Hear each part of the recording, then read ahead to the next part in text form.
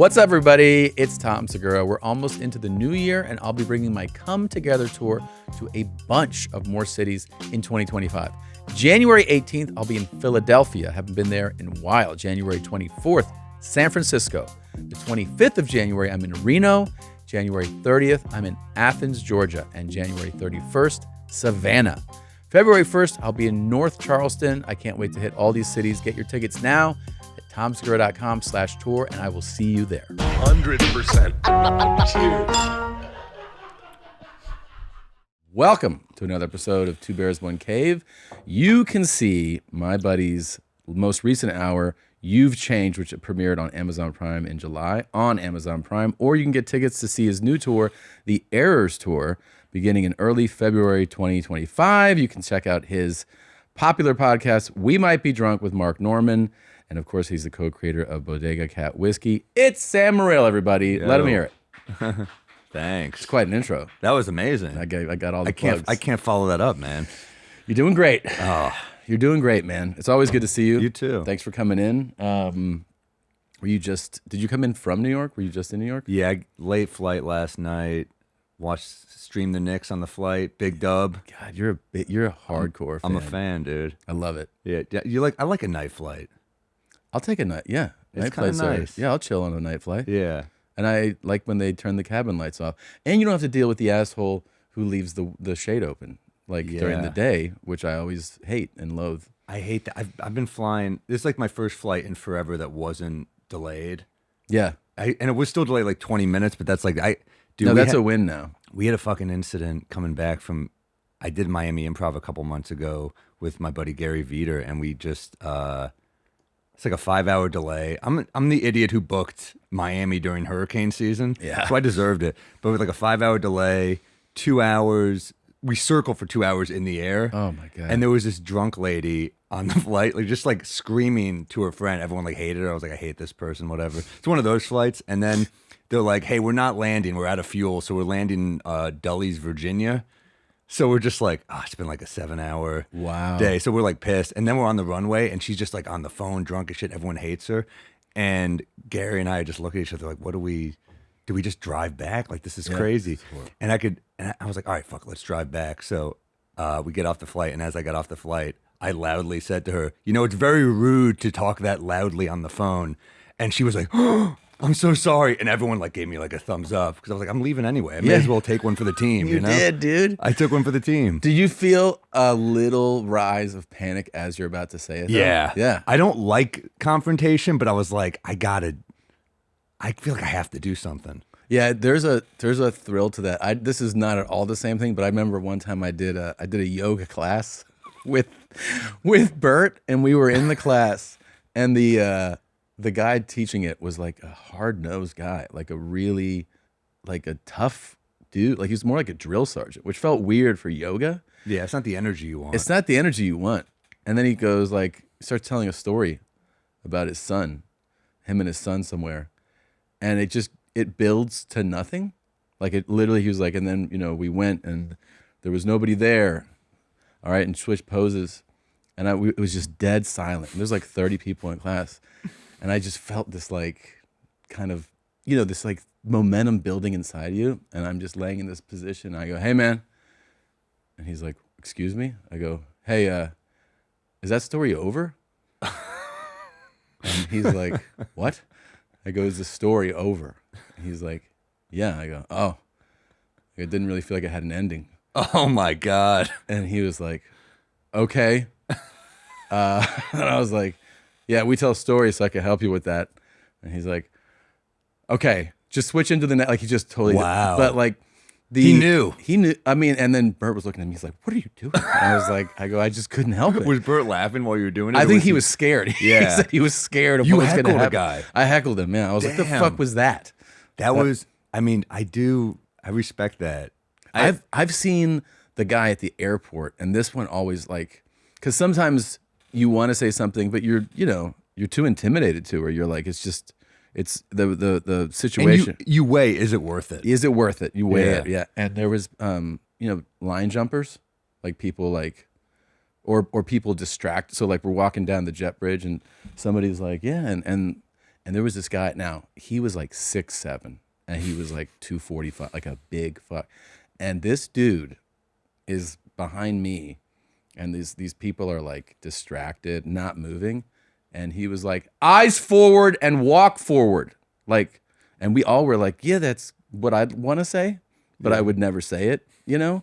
And everybody got scared, and they just started walking in formation. But it was one of those things where, you know, yeah, I wanted to say that to them, but I was like, I'm not going to fucking yell at these people. This guy was just like, go. But usually guys that big are a little more like, I don't want to say meek, but they know that with that power comes a responsibility to kind of behave. Even-tempered, yeah. Yeah. But this guy was a hothead, dude. That scares me, that there's a dude that big who's kind of, I don't want to say a bully, but. I had one that bullied me one time on a flight. Really? Yeah, and I was like, it had my stomach in knots. It was, I told the story before, but like, I think about this sometimes, where I'd clocked this guy at the gate.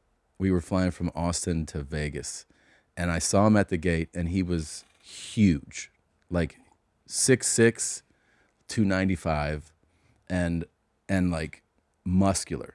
And he was wearing shorts, flip-flops, and like a sleeveless tee. So like a big fuck who doesn't care, you know?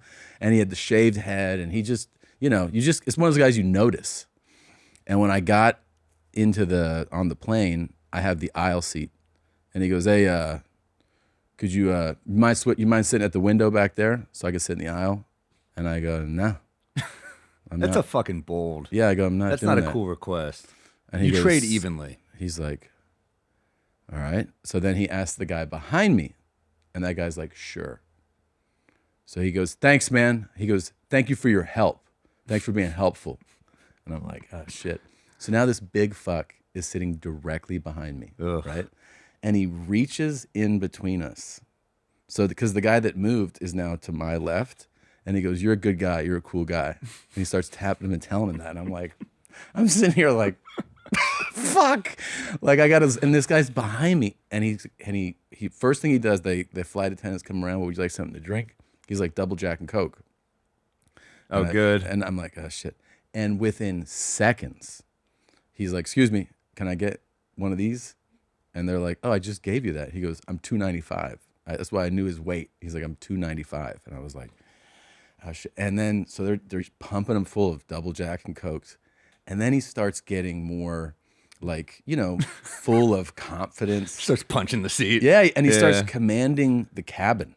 What do you got? Oh, we're going to have a good time in Vegas. Yeah, we're going to fucking hit the tables. You're going to Vegas. Bro, and I'm sitting here the whole time like, fuck, this guy is so crazy. He's like, and he keeps bringing up the thing to the guy. He's like, that was real nice of you. You're a helpful guy. And I was like, shit. And then he starts talking about his NFL playing career.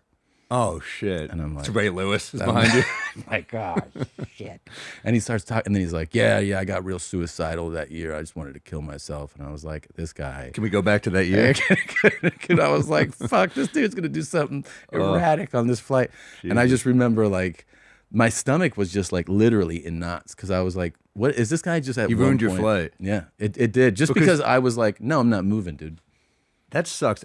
I've told this one before too, but this is Gary Veter, who I tour with. Like, he's, you know, we were open micers together. We go back like that, and we were leaving Columbus, Ohio once, and as we're leaving, there was a woman just berating the TSA agent at like, I don't know, 8 a.m. So we're like, it's kind of fucked up. Clearly, she was just trying to help, and this woman's just killing her. She's got 2 kids with her. She sucks, and Gary and I are like, at a certain point, we should step in, right? There's been like 2 minutes of her yelling at a person. Yeah. And then I was like, hey, lady, like, enough. You know? She gets it. And she turned like, this has nothing to do with you guys. And I was like, I mean, you're holding up the line, so it kind of does affect us now. And then Gary kind of stepped in. He goes, yeah, lady, you're a nobody. And that's when I was like, I fucking love Gary. You know? And she looks at Gary and she goes, well, you're short. Oh, he's like 5'6". Yeah. And Gary goes, you should see me with my shirt off. And I was like, dude, what are you doing? We're professional comedians. We had her. And you're like, what are you doing? And it like woke us up like a jolt of coffee. Yeah. But like, it's like, how hard can we go in front of our kids? But we were like, we hate this person. Yeah. But then she went through like angry, and the lady like gave us like a nod. We're like, all right. yeah. It's like, what's the socially acceptable thing? How far can you take it? Like, because I have the same thing. I talk to Jim Norton about this all the time. Like, because Jim loves these stories. Of course. Luis Gomez loves these stories. Like, New York is a kind of like confrontational city. Yeah. I feel like you kind of have to, but it's like kind of friendly too, because you live on top of each other. You kind of have to be like, what the fuck? And they're like, You've seen these, I'm sure you've seen these at least accounts when you're scrolling of guys who are standing on whatever street and they go, hey, how's it going? Like, what do you do? Or like, I like your outfit. I hate these guys. And there's this like one clip that went viral and all the comments were like, that's a New Yorker, where this guy's, oh, he goes, fuck you. yeah, he's like, get the fuck out of my way. loved And him. everybody was like, this is the best New Yorker. This is a New Yorker. It makes me so mad. They'll just like go up to celebrities and stuff Yeah. and be like, hey, what's up? And it's like, the dude just trying to have a call. Yeah. Dude, I also hate the guys who are like, how did you accumulate your wealth? Oh, yeah. Because it's always a dude who's like, I got lucky. I got right place at the right time. I just want someone to be like, hear a guy be like, I liquidated like 3 companies Yeah. and I ruined a bunch of lives. And that's why I have this cool car, It's pretty great. What you can do is you can undercut your competition and then, you can just bankrupt people and you make money. It's pretty cool. There's something so inappropriate. You're just walking up and recording people. Yeah. It's insane. It's insane. Hey, a real quick question. How did you achieve all your goals? And people are like, what? I'm going to breakfast right now. I know. What are you wearing? And they're like, fucking clothes. They should start going up to homeless people. How did it all fall apart? Yeah. Where did things go south for you? You're doing the same thing essentially. It's kind of doing the same It's pretty thing. inappropriate. And then they're like, summarize everything for me.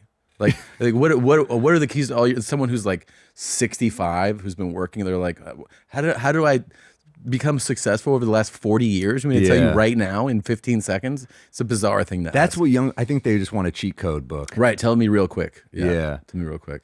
There is something, I don't know, man. There's something lost with like, I know we're just telling stories about how we had confrontations. We're like, man, people don't behave in public. I'm literally thinking of an incident I had in Amsterdam too. I'm like, I guess I do lose it, but there is something, I don't know, satisfying. If you're mistreated, you do. It's all about control. You want that upper hand back. Yeah.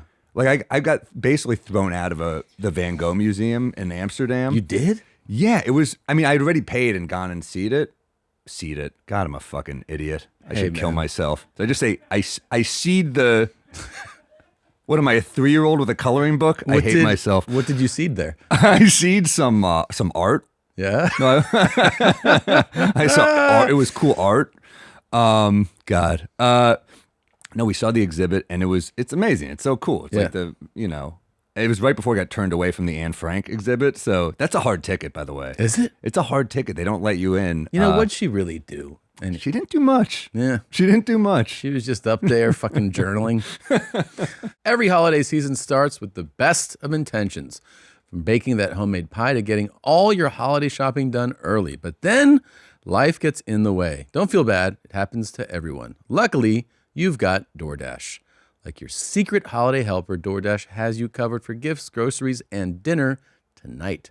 DoorDash makes it so easy you might even feel like a little guilty. But hey, no one needs to know your pie was store-bought or that the thoughtful gift arrived just minutes before your guests did. Now, through the 24th, DoorDash has big deals running for the holidays from Best Buy, Ulta Beauty, Wingstop, Aldi, and more. Save money in the holidays, all with DoorDash. Whether you tell people or not, it's up to you. DoorDash, your door to more. Use code BEARSJOY24 for 50% off your first order. Maximum $10 off orders of $15 or more.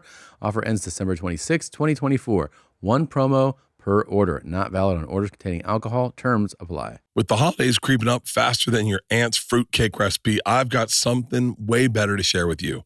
If you want to look sharp for all those festive gatherings and maybe finally win some of the best groomed at the family dinner awards out there, check out Manscaped's latest masterpiece, the Chairman Pro package. The Chairman Pro is armed with not one, but 2 interchangeable skin-safe blade heads. Think of them as your grooming superheroes. The skin-safe 4-blade foil for when you want that baby bottom smooth, and the skin-safe stubble trimmer for when you want to keep some stubble but clean it up just a bit. Both keep you looking sharp while minimizing razor burn and irritation. Dude, I'm telling you, man, everything Manscaped's ever made is top of the line. Everything they've ever made. And this is a no-brainer. I used it to shave my back. I wanted a really close shave on my back, so my wife used for the baby's bottom and got my whole back. Dude, and if you're a back guy like me, when you shave your back, you know that if you don't get too close, you have stubble, and it's the grossest thing for anyone to feel. Not with that thing. Get the Chairman Pro package today and experience a shave that is smooth as you deserve. Get 20% off plus free shipping with the code BEARS at manscaped.com. That's 20% off plus free shipping with code BEARS at manscaped.com. Have you thought about a gift for yourself this year, one that has the power to help you grow, learn, and become a better version of yourself? Give yourself the gift of language by getting Babbel. Speak like a whole new you with Babbel, the language learning app that gets you talking. With quick 10-minute lessons handcrafted by over 200 language experts, Babbel gets you talking in a new language in 3 weeks. Wasting hundreds on private tutors is the old way of learning languages. I like doing this, by the way, just when you know you have a trip coming up. I did Babbel for a few months right before I went to Japan. I've been doing French. I've been doing Italian. It's just a good way to get your mind prepped for an exciting trip. And you actually do learn more than you think you will about a new language. With over 16 million subscriptions sold, Babbel's 14 award-winning language courses are backed by a 20-day money-back guarantee, so your gift to yourself or your loved ones is risk-free this holiday season. Give the gift of language with Babbel. Here's a special holiday deal for our listeners. Right now, get up to 60% off your Babbel subscription, but only for our listeners at Babbel.com/bears. Get up to 60% off at Babbel.com/bears, spelled BABBEL.com/bears. Rules and restrictions may apply. So wait, how do you get tossed from the Van Gogh? We'd already seed the exhibit, and after we saw it, it's like torrential downpour. So I'm just waiting for an Uber, and it's taking forever because there's so much traffic, narrow roads, and we're just like waiting in the little doorway, and this guy walks up to us. He goes, "You got to wait outside." And I'm like, "Oh, we're just gonna be a minute, just to waiting for the car. It's raining so hard." And he was just like, "I don't care. You can't just like wait here."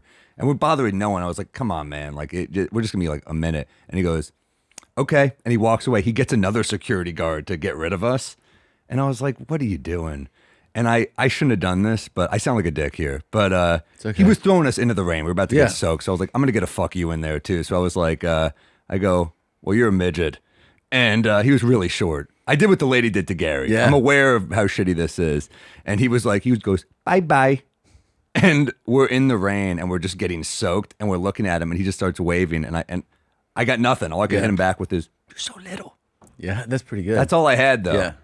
But I got soaked, so he did win. He did win, but he didn't forget that either. He didn't forget. It hurt. It definitely hurt. One day he'll date a woman who's like, "If you were just like 2 inches taller," and he'll be like, "That motherfucker." And you're tall, so it hurt. I know. more. That's all I had on him. Yeah. He was in the power position. He tossed me. It's so crazy. Like, and so did they physically escort you out, or they intimidated me. Yeah. Like the Nazis Yeah. around. You're like, real good reputation I'm yeah. leaving here with. I'm taking this story back. Yeah. That's fucking I'm going to crazy. journal about it. I'm going to sell it. Yeah. No, it's pretty rough. Yeah. I don't know. Disrespect also, that's when, if somebody disrespects you in public, like, Yeah, I was in front of my girlfriend too. What do you want me to do? Just take it? Man, come on. She was laughing. I was like, all right, I'll. It helps to have somebody with you. It's hard to do without an audience because then you're like, I got embarrassed alone. Yeah. Yeah, I'm trying to like. But he threw out other people too, and they hated him too. So I was like, all right. He wouldn't let people wait in the lobby. I know, dude. It was like it was it was crazy. Because it feels like if the superiors, like the people that run that place, would have been like, "What are you doing to people?" And they're never, by the way, this is our reputation around the world. They're never surprised that the rude person is an American. Yeah. They're like, of course, but, and the New York accent doesn't help me. It's like, they know. Yeah. I think I would have been furious too, though, dude. Yeah. Yeah. You don't want to do it in a museum, though. That's like a dignified, quiet. I know. No, I've lost my shit at some people. At the museum? I don't think at the museum. I'm actually trying to block out the rage that I've encountered. It's kind of fun to revisit some of this shit, though. We did this recently, and I was like, oh, fuck. It's just, because you realize how bad you feel when it's happening. Yeah. When you're that enraged by somebody. I did feel bad about it. One time I checked out of a hotel because I thought I was going to kill one of the servers there. I checked out immediately. Yeah, I sat down. He was young, kind of rude, and when he delivered my lunch, he dropped it. Oh, nice. And he turned, and I stood up, and I started to follow him, and I realized I was going to follow him into this back room, and instead, I just went right up to my room and grabbed my bags and checked out of the hotel. Dude, if you ended up being a killer, Netflix would have it made because you already got all those stand-up specials. Yeah. You bang out some Segura, and then it's just the next, if you like this. Yeah, check out this 3-part series. Yeah. Did you watch JonBenét? I did. So do you think the dad did it, or do you think innocent? Well, I just finished episode 2.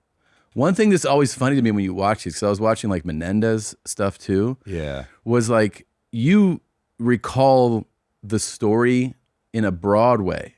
Right. And then when you get into these docs, you're like, oh, because we were young and I was, a kid when this happened. So I'm like, I don't remember any details of either story. And so you're watching it. I mean, it's almost like the perfect, well, this is impossible to figure out scenario, at least through 2, which is, of course, it's crazy. Like the body in the house and these things. But then like the DNA being withheld.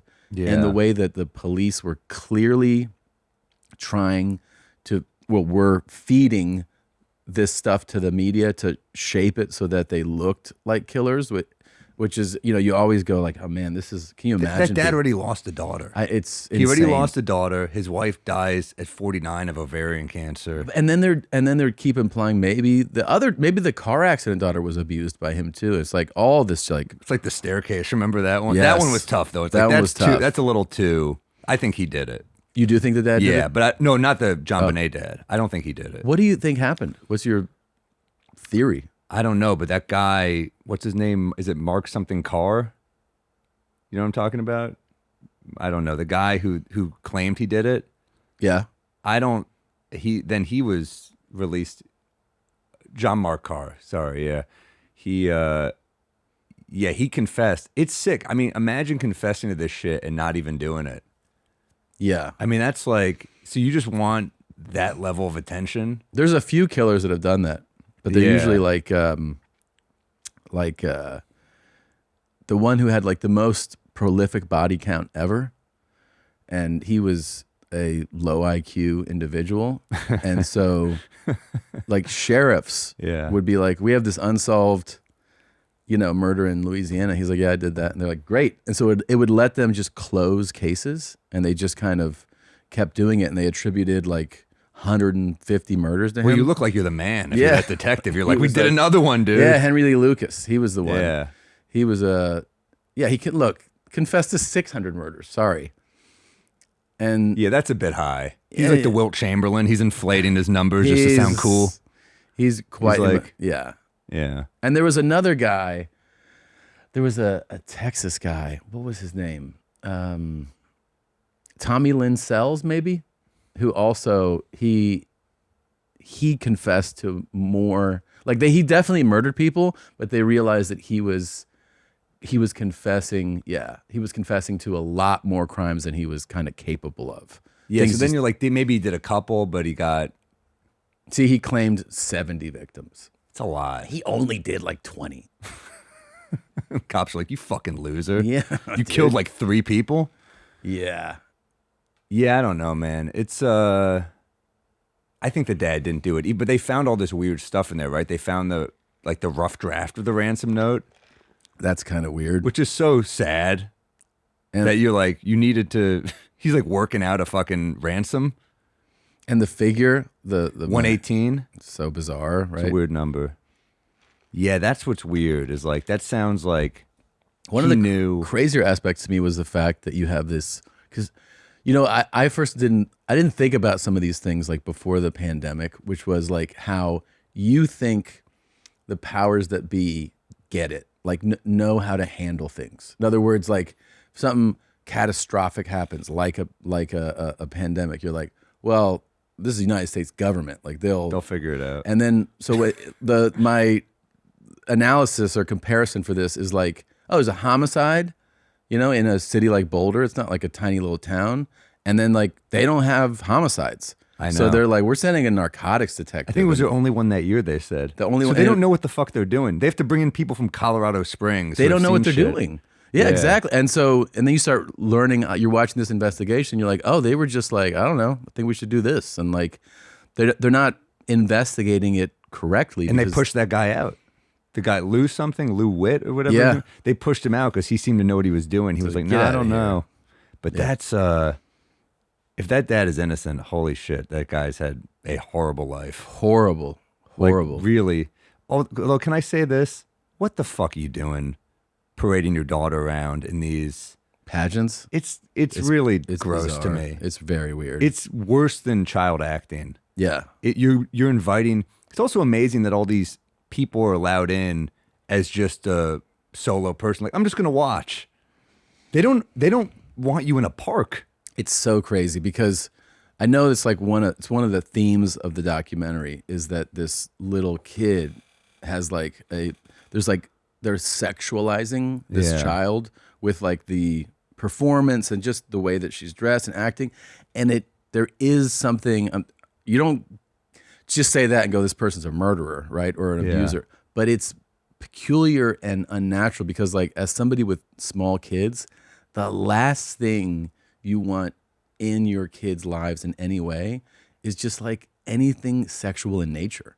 You know what I mean? Like whether like the way you don't encourage that type of like dancing or that type of posing or that it's just bizarre. Oh, It's just it's probably like a steak dinner. You're like, she's got makeup on? yeah, it's crazy. This is crazy. It's so crazy. Why you parade around like that? I don't know, but like that doesn't make you a murderer. I mean, it's just, but the whole thing is, because I remember like when I heard this doc was coming out, I go, oh yeah, whoever went to jail for that? Yeah, same. You forget. Because didn't it happen right after 9/11? I think it was before then, wasn't it? Or maybe it was something, maybe there was like a ruling. 1996. 96. Oh, okay. But wasn't there a ruling like 10 days after, I think?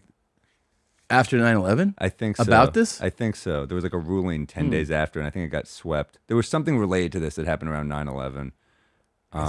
But like another thing about the story is when But both went unsolved.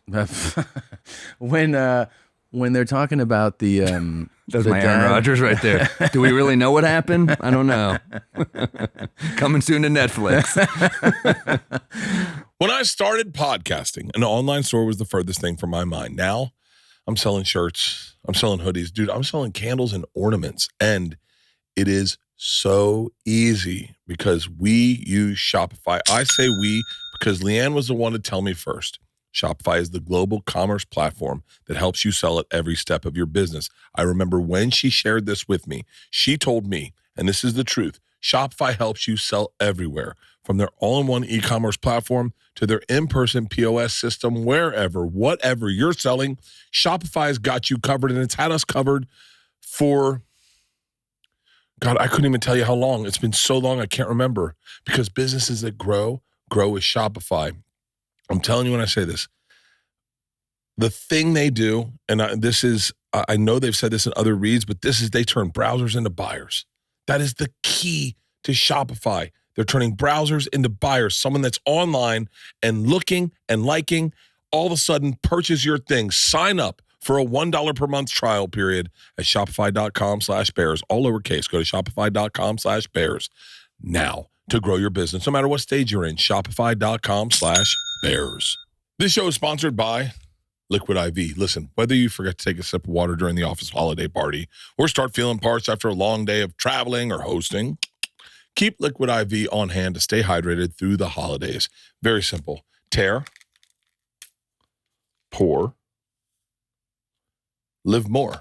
One stick and 16 ounces of water hydrates better than water alone. Powered by LIV Hydroscience, an optimized ratio of electrolytes, essential vitamins, and clinically tested nutrients that turn ordinary water into extraordinary hydration. And it's delicious. 3 times the electrolytes of the leading sports drinks, 8 essential vitamins and nutrients. I'm telling you right now, hydration's my thing. It keeps my heart rate low when I sleep. It keeps me healthy. It keeps my workouts clean.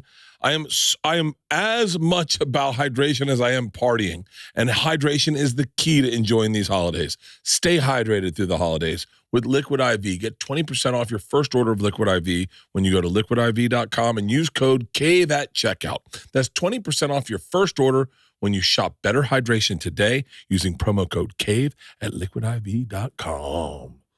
When you're talking about this dad being like this possible abuse, and then they interview the other kids, the adult kids, and they're like, he's a fucking great dad. Like, you think that like he just had this moment where he was this horrifically abusive guy. It just doesn't add up, man. Yeah, it made me feel very sad for him. I mean, that is, and the brother too, who's like, that's a pretty. You're going to know that name, Burke Ramsey. Yeah. And then people just, I forgot what publication said he did it, but it's on Reddit. So you go on Reddit, it's like, it's all there. I figured it. Some guy's like, I figured it out, dude. These Reddit detectives. And oh, yeah. He won some lawsuit. They didn't say what the money was, but. He did win one? Yeah. Who knows? Oh, man. But what does that money give you? You're fucking, you're dead inside. You're totally, from all that. It's awful. Horrific, yeah. It's a fuck. Are you going to watch the Rodgers one?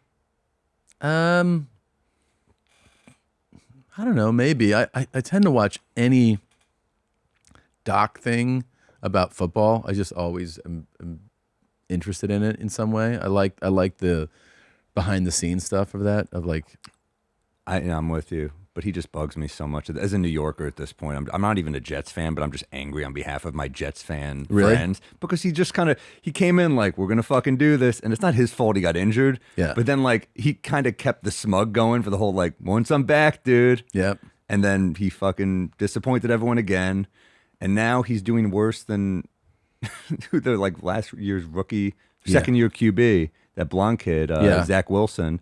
He's doing worse than him.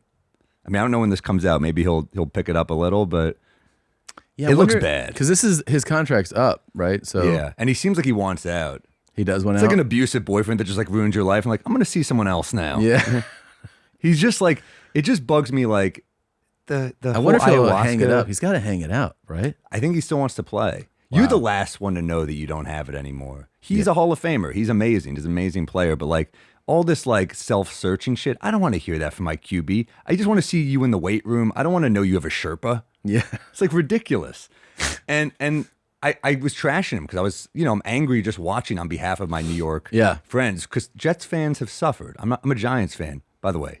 We're not good either. But just on behalf of my Jets fan friends, I'm just like, what are you doing to them? You're just torturing them. And the fact that he threw one of his wide receivers under the bus in that interview where he's like, you ran the wrong route. And it's like, you don't, if you're a comic, you're not like, why'd I have a bad set? The guy who opened for me fucking sucked. That's why. It's like you're doing the same thing. You're throwing your guy under the bus. So I don't like that. And then did he do that? He said one of the guys, I guess, ran the wrong route. He blamed an interception on that. And I don't know. And I was trashing him. And I got all these like, I bet you can't throw a football. It's like, so I can't critique a football player. I'm not saying like, I'm just saying he's playing badly. I'm not getting into like the minutia of why. Sure. If I'm on a flight that's going down, I can't fly a plane. I'm not going to be like, well, I can't speak because I'm not a pilot. Because I'm not a pilot. I don't have my hours yet. Yeah. So it just all bugs me. Like, who's defending him at this point? Like, of course he's a Hall of Famer. He's a beast. In his prime. But 40 is old in football. Not everyone's going to be LeBron. 40 is. I know. Aaron Rodgers is like, I read. I'm like, cool. That's not translating to anything on the. Like LeBron, you ever seen LeBron with a book? He's always on the first page. Yeah, I've seen that. Like, he there's never a meme finishes of that. a book. He's always like, it just started. Maybe reading is your kryptonite. Think less. This guy, the older you get to, the more you look at LeBron and go, what the fuck is going on? It's insane. It's so crazy. Because he's kind of like, he's gotten a little worse. He doesn't play defense like he used to, obviously, but he's still pretty good. He's still, like, physically so imposing. He still has quickness, explosiveness. The Olympics were sick. Yeah, the Olympics were crazy. But it also made me realize how France is gaining on America because they look pretty good too. Yeah. Well, it's more global sport every year. It's going to, like, it should even out. It makes sense that people, and also there's that thing that we've known this for a long time if you follow basketball in any way, but teams that, a lot of the international teams play together all the time. Where, you know what I mean? Like our team will be assembled for 2 weeks. It really is the Avengers. And then the that international team, like they're that squad for 2 years. Yeah, it's like Wakanda. They've been together, you know. Yeah. We're just like coming in like we fucking, you know. Here we go. Yeah. We're gonna figure it out. But when you have Steph Curry and Durant, they can kind of just fit anywhere. It's true, but like that like rhythm that teams that know each other play with is something beautiful. It's really nice. Because they probably were, 8 and 10 doing this shit. Yeah. It's kind of cool. It's cool to watch, yeah. But he is like as a physical specimen, the way that this guy, his body is the way that he is able to take care of himself and perform as a 40-year-old, it's insane. I remember when Donald Sterling, when they were saying, the old Clippers owner who got fired for that leaked tape for being, racist and whatever, and he did a lot of bad stuff in housing too that was racist. But he would like go to the locker room and like feel players. Yeah. He'd like look at their muscles like they were racehorses. Yeah. Like, man, this guy, something's wrong with this guy. Yeah. But like I do feel like if I met LeBron, I'd be like, holy shit, like that might come out of me. Yeah. Like look at your shoulders, Jesus. Like Sterling, he said the players were like, he would give tours to people too. That makes it even weirder. So he would have guests at the game, take them to the locker room, and be like, look at this one. Look at this guy. And like they would just like eyeball him, and the players just like sitting there like, hi. And then he would just kind of like look at them like they were, like a racehorse or a piece of art. And then they would move on to the next one. Or a gay dude. Or a gay guy. I went to a basketball game with Mateo Lane, and we're watching. It's like watching with a woman. Yeah. Because he's just like, he doesn't know anything about it. Yeah. And he's just like, that guy's hot. He'd be like, dude, Josh Hart he's like really hot. And I'm like, however I can get you into basketball. Yeah, because he's my neighbor. I love Mateo. So however I can get him in. But like, he's just admiring like who's the most ripped and stuff. Look at that guy's quads. But actually, I think that too. I do too, dude. That kid, Jared McCain, the one who's doing all the TikToks. Yeah. On the Sixers. I don't know. He's like the new kid. He's playing out of his mind. He's like an 18th pick or something. He does all these. Oh, Have yeah. you seen this kid? Yes. Oh, dude, he'll be like lip syncing Green Day, or he might actually be singing. I don't know if you have it. It's really funny, but it's also funny that like like now Shane Gillis is obsessed with. He's texting me. He's like, I love this dude. Yeah, but it's not what Philly's used to. Yeah, I mean, this is. 2 days into college and I am 3 lectures behind. There's this guy, let's name him Colin. He said he wants to be mine. But it doesn't really sit with me quite right, because he doesn't really like the things I like, and I keep accidentally knocking myself out of my dorm in the middle of the night. This is gonna make Philly more tolerant. Yeah, for You're sure. gonna have old guys who are like, all right, I don't know, I kind of, if he puts the ball in the hoop, I'm cool with it. It's like the old racist guy whose daughter has a kid with a black guy, and then when he meets his granddaughter, he's like, I guess they're all right. He's like, I guess. But this is like two things for that dude to overcome, because this is racial and possibly homophobia. Yeah. Which is great. And he's a baller. Oh, dude, he's awesome. And when you were saying quads, I'm like, this dude has insane legs. Dude, I just got back from Florida and was on vacation there with the fam, for like a week. Every day I went to the beach or the pool, and the only thing I point out to like friends, family, whatever, are just other guys. I'm like, look at this guy. Look at this guy's physique. And everyone's like, what? I go, look at his fucking chest. I think that's part of getting older. Is it? Because we're not as horny. Yeah. But we're impressed. Like, we're like, holy shit, that's like hard. Yeah. Maybe that's what it is, right? Yeah. It's like full admiration. I'm like, and I was stopping guys. Like, they were like, you're not. I go, I'm going to stop this guy. So you say, what do you do? I go, hey, man, you just swim all the time? He's like, what? Oh, yeah, I swim. I go, is that it? Because your chest is fucking crazy. And he's like, yeah, just swim, man. I'm like, unbelievable. You look great. Some dude's going to be like, dude, the dude from Two Bears hit on me. yeah. That's why it's called Two Bears, I think. I think they're gay. He tried to fuck me. I mean... Yeah, that's all I wanted. I was pointing them out. And then do like, the same thing, though. I'll see dudes at the gym, and I'm like, how the fuck is... I don't ask, but I'm like, how the fuck is he so ripped? Christina goes, hey, that one guy you were admiring? She goes, turns out he's a firefighter. I go, makes sense. Goes, you just light your hotel on fire. You hope he shows up. I want to see this dude again. Dude, carry me out of here, man. I want to see what it feels like. Pull me out of the window. Over your shoulder. Dude, I know what you mean. A lot of it's not natural, though. A lot of those dudes, you're like, how the hell is he look like that? Yeah. A lot of it is like some sort of performance, and that's what I tell myself. Cause I'm like, well, you can like, you see, because like if you're online all the time looking at stuff, there's just nothing but, juiced up lunatics on there who are like, yeah, fucking broccoli and chicken. You're like, shut up. I Like, know. just That pisses juiced me out off. of their minds. And then there's well-known celebrities who are juiced out of their minds. If you're in a Marvel movie, that shit ain't natural. not at all. They may as well hand you the needle. They're all Yeah. geared up. Yeah. Even there's a few too that because sometimes there's guys who have like let's say a naturally lean build. So you go, oh, that's possible. They're juiced up, dude. Even though I know a couple who I was like, oh, I guess this might be possible, and then I asked the person, and they were like, oh no, he was on everything. They're all on it. But Is that safe or no? safe? It's not safe, but it's not as dangerous to do if you're like, I'm doing it for these 3 months as opposed to like, I do this year round all the time. So, because some of them will just do it for the filming and then they're done, right? But what about like an RFK? Because whatever he's on ain't natural. He's 70 and he looks like an He's Avenger. jacked. I know. How is that?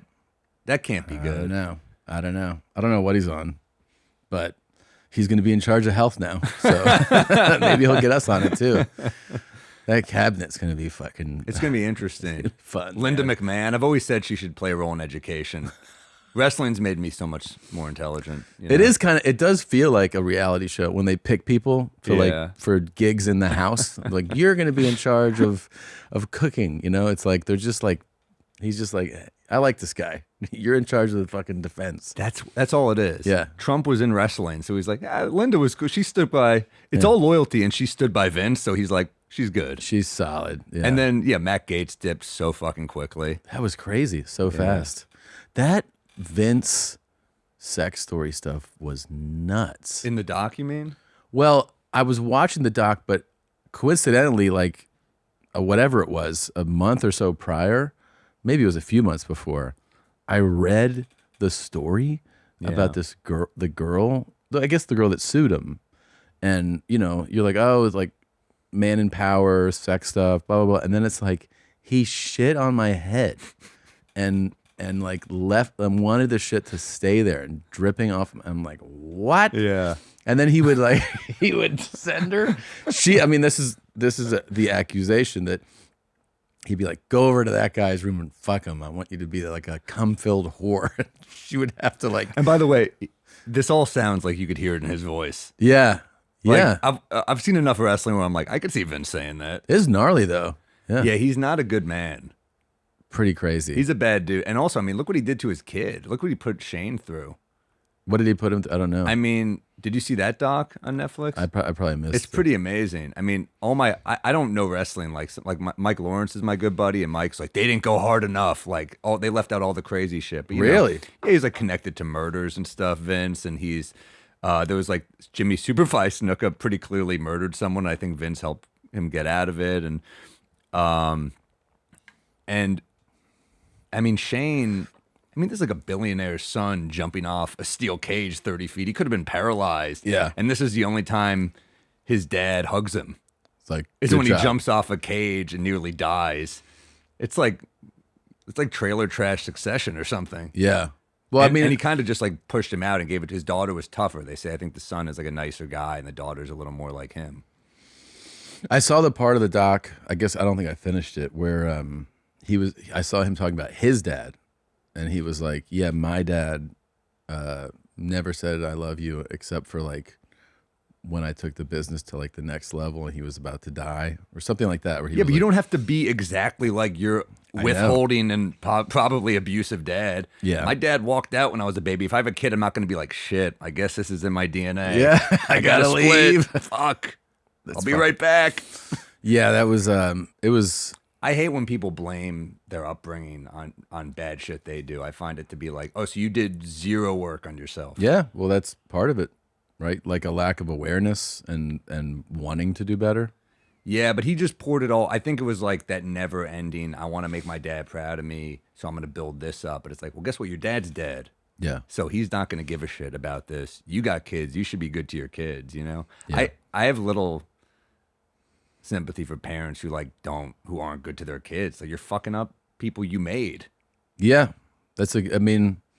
it feels crazy when you have kids because when you have kids, like you so want to protect, and take care of them so much that when you hear about stuff like that, part of your brain just goes, well, I don't understand, you know, because you just are so trying to take care of them. Yeah, I mean, a guy who poops on a woman's face doesn't strike me as the most introspective fella. No, You know? and I really want to know. Like, I'd really love him to comment on why shit on them. Why?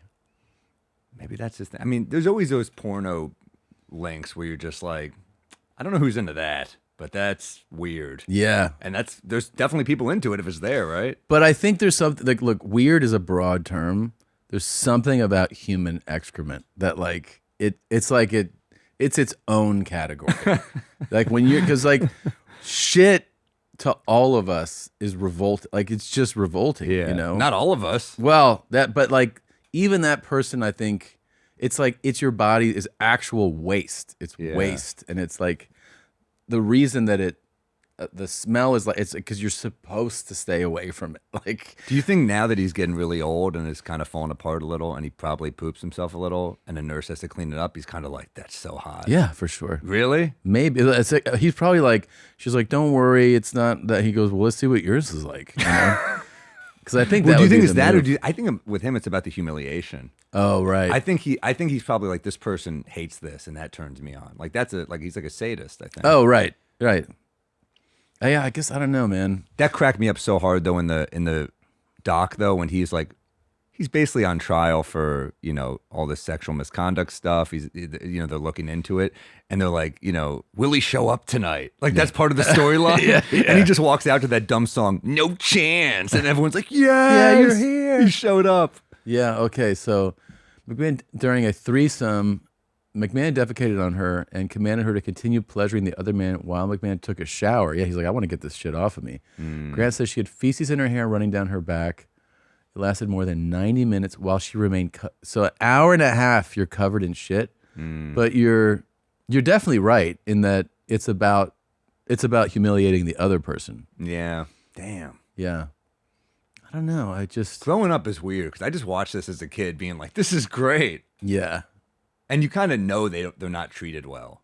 Because think about how we travel, and it's a lot. Yeah. But these people are traveling, you know, in pain. Their body hurts, and some of them are doing like 300 days a year. It's insane. When I met the Undertaker, and we were talking about just the road and traveling, and I was saying, you know, at the time, I don't know, I think because this was like a little while ago, I was like, yeah, you know, something about the schedule where you have doubles, right? Like two shows on Thursday, 2 shows on Friday, and how the cumulative effect, it really does start to like break you down. There's something like so, you know, like welcoming when you run into like a single show night because you're like, oh, like something about those doubles wear you out. And he was like, yeah, when I started wrestling, we would do doubles. Oh, no. So we do the show twice. And so it's like, you know, I'm talking about sitting here talking with a mic and he's doing like fucking clotheslines and shit. And I was like, that's insane to me. And it was the same way. He was like 2 Wednesday, 2 Thursday, 2 Friday. And he goes like, my first thing when I got like a little bit of juice in the business was I was like, no doubles. Like it was just one show a night. Because they probably didn't know how many tickets they could sell at that time. So they're like adding shows. Yeah. That's crazy. I mean, Yeah. To do that shit twice in a night, I mean.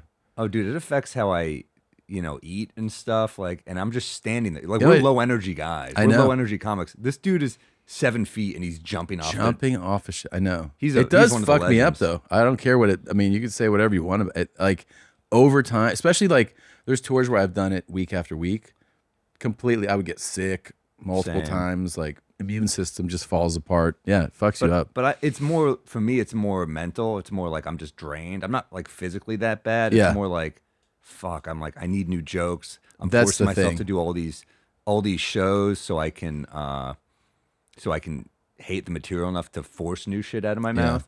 But so I'm more like run down and mad at myself. I'll do enough sets where I'm furious that I don't have more new. That's the thing. And then you go, man, even if you have one new thing at the top, all of a sudden that show, you're like, oh, that was so much better. Just because you said one new thing. Oh, dude, I did like one Hunter Biden joke the other night and it got a pop and I'm like, okay, there we go. All right, I had one thing and it made me feel brand new.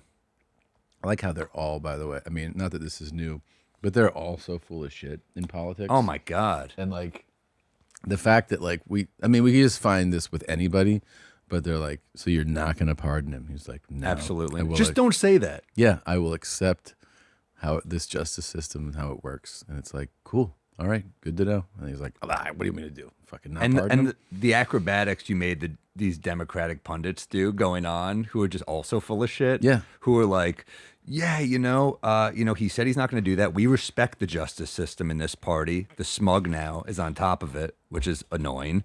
And then you come back and be like, we had to do it. Yeah. Trump said he's out for revenge. Yeah. You have to like justify anything. It's his only son left. I know. And I know that it's always their job to do this, but it's why you end up loathing all press secretaries, because they have to spin whatever they're told.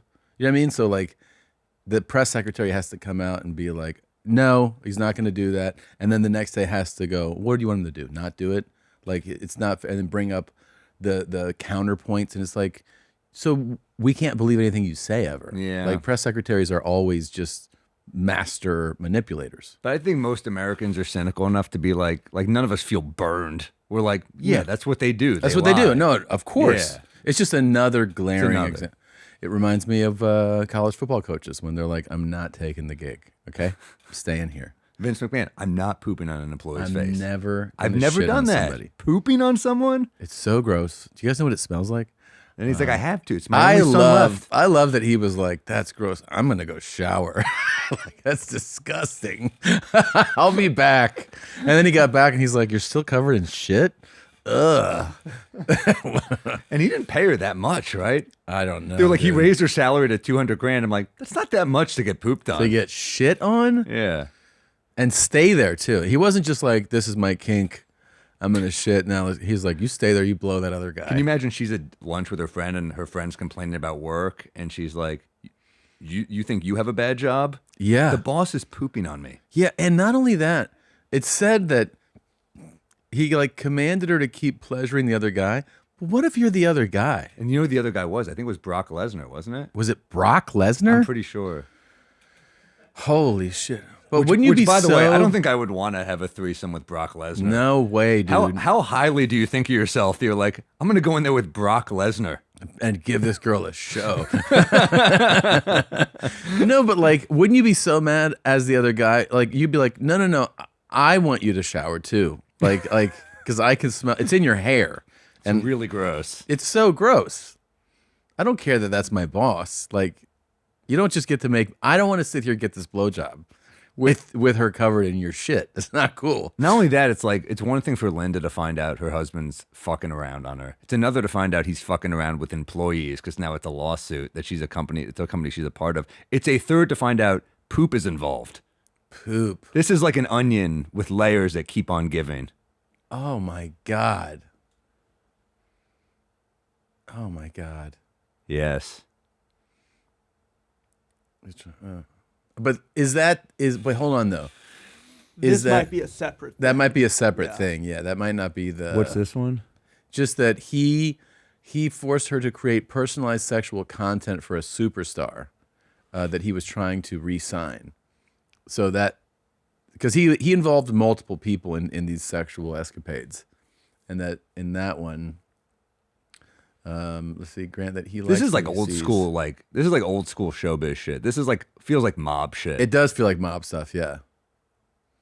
This feels like 1940s, like Bugsy Siegel, Mickey Cohn type depravity.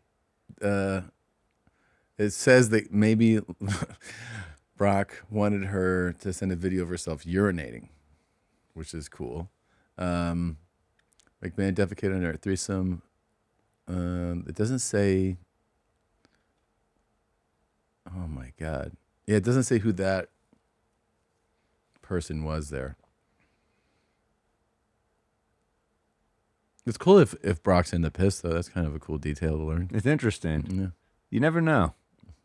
You never know what people are into. Piss video. Is he into piss, or is Vince just like, you should get into this? Like, he's an older guy. Like, you'll get into it. It's cool. Oh, you're not into that yet? Yeah. Let me have my friend send you a video. There's a girl on Instagram who is like, her whole, I don't know how she doesn't get shut down. It's all like power pissing. And she sits there and just angles her camera in such a way where you can't see her, private parts, but piss just everywhere. I've heard of this. And it's got like, What the? who is this? I like that. I've heard of this. Yes, Yeah. and the Wall Street Journal did a nice piece on that. Dude, She was on 60 Minutes last week. dude, I know what you mean. It is crazy because porn is essentially like even with your starting point, porn is like things you should not do. It's like fucking your friend's mom. It's Yeah. all like kind of wrong, right? And then you keep escalating to the point that you get to shit. Shit is, it is about raising the stakes, right? Because like, what's wrong every few years gets worse. You're raising your tolerance to this. it's like when the first time you see a girl in a bikini, you're like, oh my God. I know. Right? And then it's like topless. You're like, it doesn't get crazier than that. I used to have a bit about jacking off to Jennifer Love Hewitt's smile. Yeah. And then it gets worse. It gets worse. It gets fucking So what's that worse. first one there? She's like, hey. Oh, That's crazy. okay. on my So head. I got it. So then she a bit does. frosty So it's not in here. real? No, it's real because that's definitely real.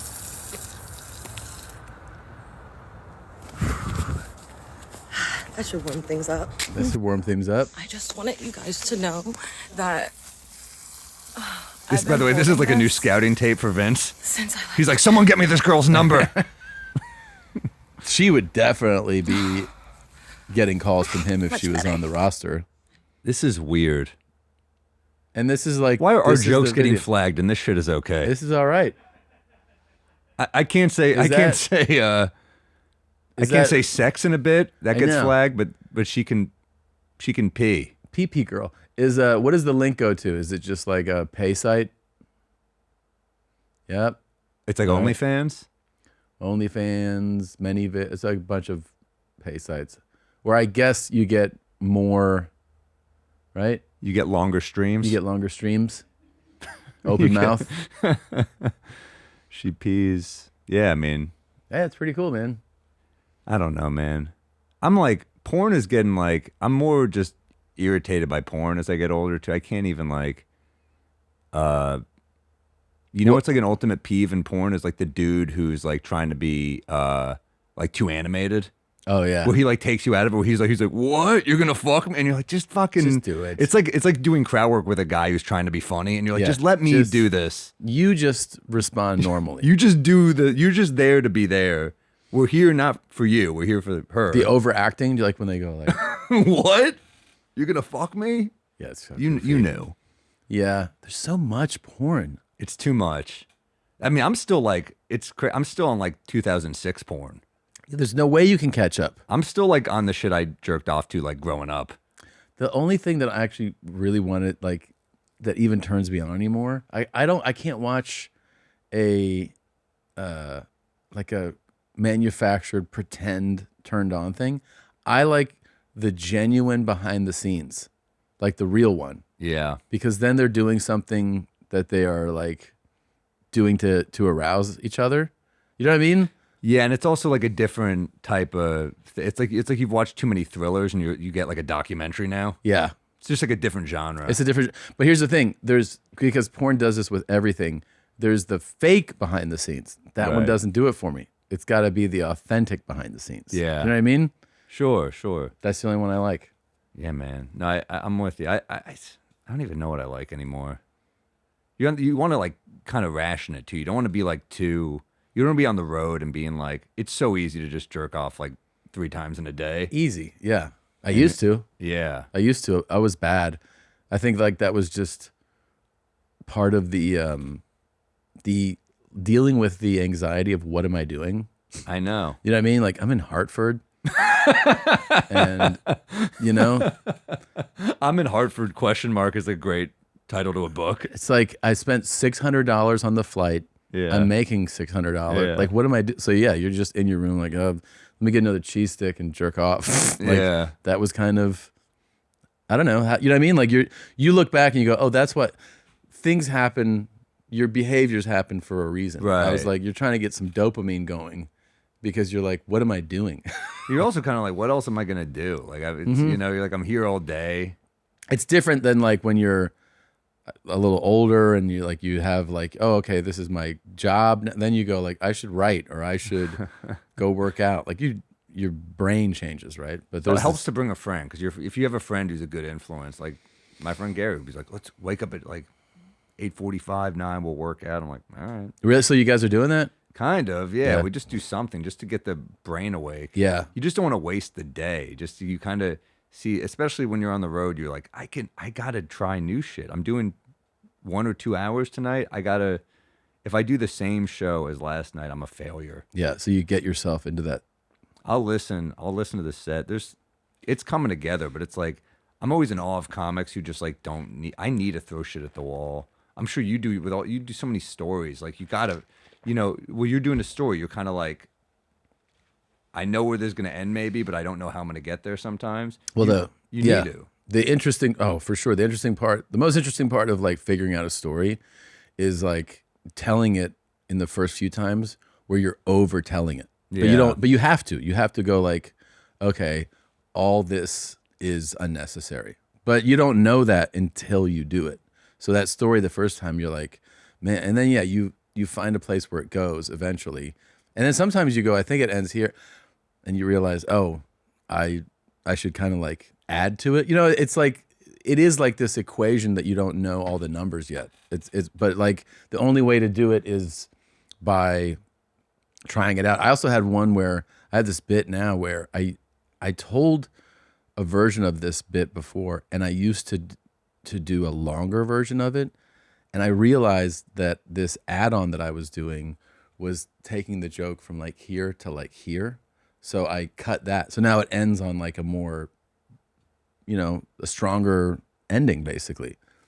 Yeah, it's sometimes you have a line that you love, and you're like, this adds something, but you're like, you keep listening, you're like, it doesn't work. It doesn't work. Yeah. We get into this thing, I think all comedians do, where it's like it's a form of insanity almost, where you go, I'm going to say the thing I like, and then you say it, and you're ignoring the reaction, and you're like, it's still funny to me. Yeah. And you keep saying it. For some people, that's their whole act. Yeah, that Their whole act is like, I think it's funny, and they're think like, none of this is working. none of it works. But then I think there's this point where you're like, yeah, I'm better at that now, at going like, that's not working. Yeah, stories are like, I'll usually do like 1 or 2 per hour. I don't, like, I can't, I just. Yeah, but you're a joke writing machine. Oh, dude. thanks, man. I mean, I just like, but I think you need something else. Like, I mean, I've seen other people, then you'll see a guy like, some people that have like long stories, but then I'll have some, like, you'll have some short bits too. Especially your early stuff was a lot of short bits, And, or someone like Jim Jeffries who will tell like a long story that's hilarious, but then he'll also do like, he'll just throw a one-liner out there every once in a while, and you're like, oh shit, all right. Yeah. I think you got to keep them on their toes a little bit. Or else you become predictable, and it's like. Yeah. I think like my hour right now is shaped by like, it usually almost has like some mix of this, of like short bit, story, quick, quick one-liner, story, like it's a mix of it, but you try to not make the order of it too predictable, Yeah, that's also the hard thing, is like, I'll do this sometimes where I'm like, oh, there's a good joke, and then I'll put it too early, and they just think I'm a fucking asshole. Yeah. Because I'm like, oh, I'm an asshole in this You bit. didn't earn it yet. Yeah. Yeah. Like, my crowd will laugh at that, but if I do that, I did a show, man, there are these guys who do these shows in New York, and pop-up shows, like, they'll do it at Peter Luger Steakhouse, they'll do it at, like, Paragon Sports. I just did one at Katz's Deli, and I bombed so fucking hard because the show just kept getting pushed back. Like, I saw Louis at the Cellar. He's like, I'm doing that Katz's show with you. He's like, I'm going on after you. I was like, oh, sweet. For some reason, he just like went on. And I was like, fuck, what? I thought I was before Louis. And he did like, I think he thought I went on. So we did like 30. And I'm like, fuck, all right. It's like 11:45. Oh, yeah. That kid Marcelo from SNL is there. And he's like, I'm shooting a thing at 6 a.m. I'm like, go ahead, fuck. Yeah. But like, he's so adorable and funny and likable. I go on. I'm like, my first joke was like way too fucking not nice. Yeah. And they were like, this guy's a fucking asshole. Yeah. So I'm just bombing after 2 pastrami sandwiches at Katz's Deli at like 12:15 in the morning. I'm like, this sucks. This is the worst. Yeah. I feel mean, bad. Earning, it's a thing where like, I figure that all the time, where like your show, you can kind of like play with that, like, do they like you? And it's your show, so they like you.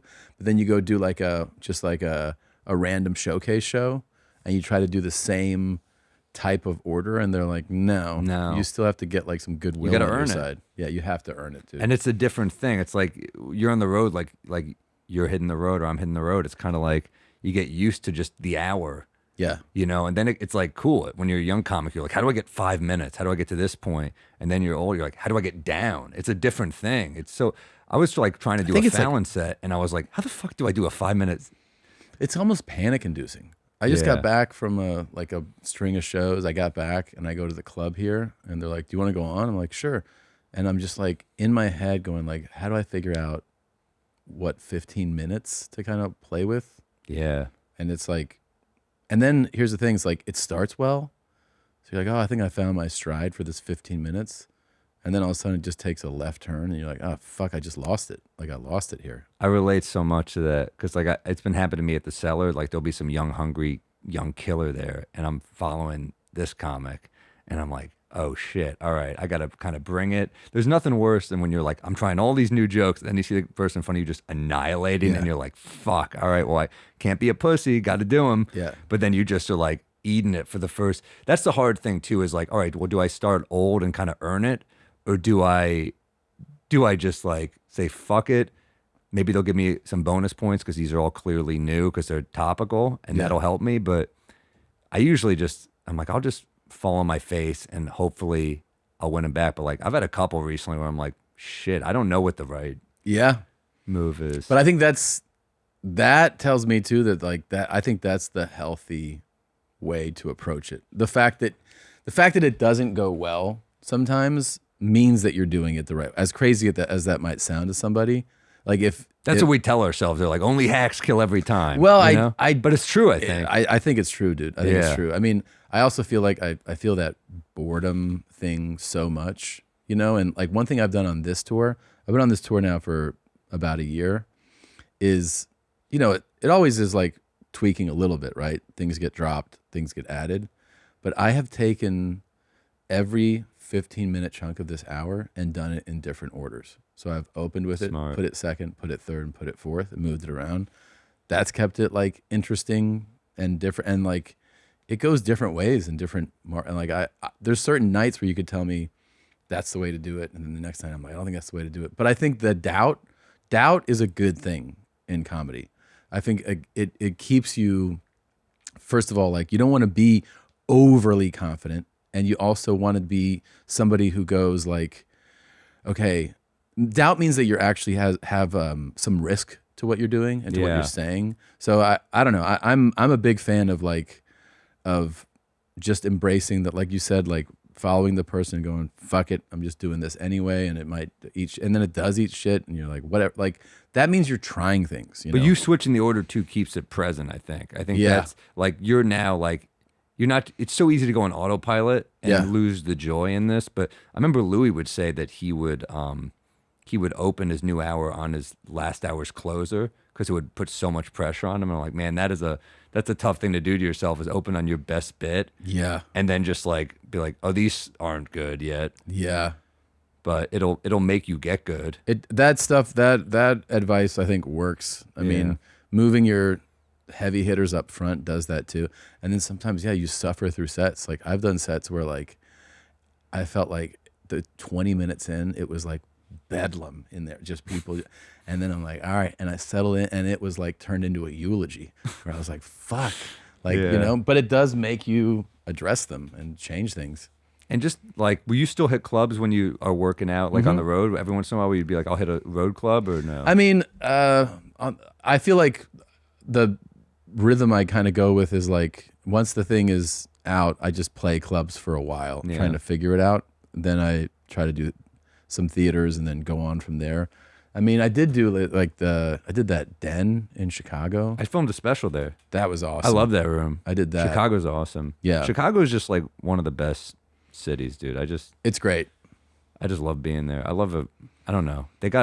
They love to talk shit like on New York. They're like, this is affordable. We got the water right there. And I'm like, look, you're not wrong. Yeah. Sports town. It's a great sports town.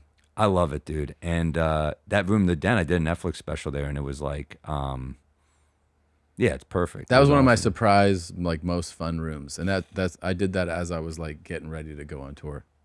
Chicago is, that's a place I always love hitting. Chicago, Boston. There's some of those like comedy cities that are just Dude, so. I cannot wait to do. Are you doing Boston Garden? Yeah. or TD Garden, whatever. Yeah. Dude, Yeah. I did it recently because I did Comics Come Home. Yeah. Dennis Leary's thing with like it's a stacked lineup. It was like Bill Burr, Bobby Kelly, Ronnie Yeah. Chang, all these great comics on it, and so much fun, man. They gave me a Bruins jersey though, customized, and I was like, what am I gonna Guys, do? yeah. I mean, I'm flattered, but I'm also like, I'm a New York guy. I can't rock a Bruins jersey, but it's You a put cool it up. gift. Yeah, it's cool. You frame it. And There's some Boston guys there who were like, what the fuck? This is amazing. Oh, it was a Rangers one. I would have gone nuts. Yeah, of course. No, But it's a cool cause, and it's like, oh, dude, I was going up there, and I'm taking the train up because I'm like, it's an easy commute, and the train in front of me fucking runs over a person. what? So we're on the tracks, and I'm like, I wonder if Ronnie Chang is on that train. I didn't see him on my train. So I text him like, are you on the train that hit a person? He was like, yeah, dude, we're not moving. We're in the middle of the tracks. I don't know what to do.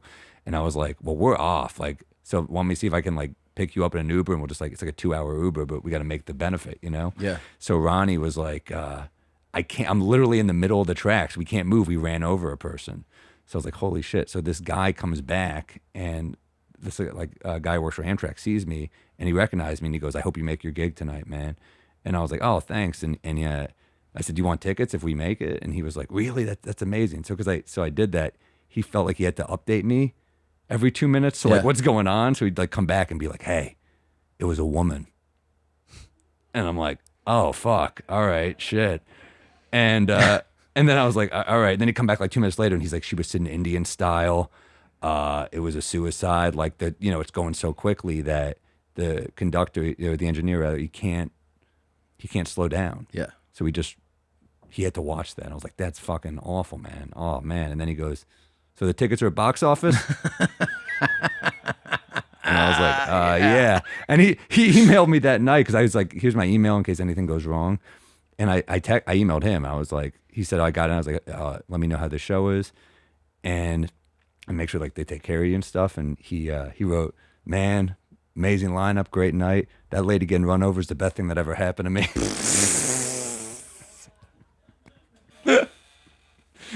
Holy shit. But it was crazy. It was a crazy experience. And Dude. we showered at the venue because you give yourself a couple hour window, but we were delayed a few hours. So I ended up showering in the visiting locker room for the Celtics. It's like enemy territory, man. Celtics. And that water stream is shit. Is it really? I think they do that to On the purpose, visitors. yeah. To be like, fuck you. Here's a shitty stream. Yeah. It'll take you forever to shower. Yeah, that's awesome. It was great. I was like, love this is that. cold and shitty. We were on the road somewhere, and one of the guys from like my crew was like, oh, I was talking to this chick at the bar, and she's a conductor. She's a train conductor for Amtrak. And he goes, I asked her, have you ever hit somebody? And she goes, yeah, 7 people. And he was like, what? And she goes, yeah, it's part of the gig. Like, Especially on the holidays, they say. Because she's people like- get really sad. and she goes, my dad is also an Amtrak conductor. Like, that's how I got into this. And he's hit over 40 people. Oh my God. And I was like, what? And they were just like, yeah, it's just how it goes. It's just part of Crazy. it's one of those things, man. You're just going to hit people. You see some shit. Fuck, man. Some people like explode when a train hits them. Yeah. You know? Yeah. Train going that Fuck. fast with that much mass. So I guess the hope is that at least it's quick, but that is It's quick. Yeah. But that is rough. That's rough. and yeah. also like they have to. That's a bad gig. Whoever has to like dispose because you have to. The train can't move. You have to dispose. I guess you go back over it. And you have to. I know. And you have to dispose. Hose it down. Jesus Christ. It's a bad gig. All right. Well, The don't forget, scooper. Amtrak's super reliable. Great way to go. Don't sleep on Amtrak. I do love Amtrak. They're great. I love a good train. I love a good train. Especially a scenic route. You get a nice view. I want the old school, like when you see in the movies, where it's like this bedroom. You know what I mean? Like Murder on the Orient Express, yeah. like that. Yeah, Like, sleep on it, and it's kind of cool. that would be a cool thing. I did that one time when I was a young comic and just like making no money. I did a 26-hour train ride to Toledo, Ohio. No shit. Yeah, because From New York? Yeah, because it was like the cheapest way to get there, and I didn't have a car, and I'm a shit driver, and it was like a Connect train ride and for like a feature weekend, but it was like $100, so I was like, I'll fucking do it. Was it cool? Yeah, it was kind of cool. It was kind of like a cool adventure. Yeah. It was only that bad because I think of a hurricane, so it messed up a rail. Oh. But I was like, whatever gets me there cheapest, I will do. Cheap is the and it way was to like, go. yeah, fun weekend. I think a train is so cool. Don't forget, you can see Sam on his new tour, the Errors Tour, beginning in February 2025. You can catch We Might Be Drunk with him and Mark Norman, and of course, Bodega Cat Whiskey. Yeah, dude, we're making some noise in New York. We're at Peter Luger's now, Nice. Steakhouse. We're at Strip House, great steakhouse. Cellar, all the comedy clubs in New York, The Stand, New York Comedy Club, they're all Gotham, I believe, is carrying it now too. Awesome. So yeah, we're a bunch of new bars are about to carry it, and yeah, man, Porosos and Bodega Cat. I rock my Porosos hat all the time. Thanks very much. We're gonna Yeah. crack open some whiskey here in a little bit and get the day started right. Thank you guys for watching. Thank you for listening. Oh, dude, a lot of Austin, Dallas, DC. I'm hitting like 50 cities. So sammorril.com/shows for tickets. Charlotte, Tulsa. I'm not gonna say them all, obviously, but I'm literally coming. I'm not gonna say your tour name. I'm coming everywhere. The best tour name of all time. No, thanks, man. I saw that. I was like fucking jealous. I was Yeah. like, that was a good tour That name. was right there for any of us. Yeah. I'm coming everywhere. But yeah, the Errors tour, and I got like I'm coming to every city. And if it's not there right now, it's gonna be added for the fall. But sammorril.com/shows. One of the best comics working today. Thanks, That's no man. shit. Absolutely. Go get tickets. Go see him. Laugh your ass off. And we'll see you guys next week. Bert and Tom, Tom and Bert. One goes topless while the other wears a shirt. Tom tells stories and Bert's the machine. There's not a chance in hell that they'll keep it clean. Here's what we call two bears, one cave.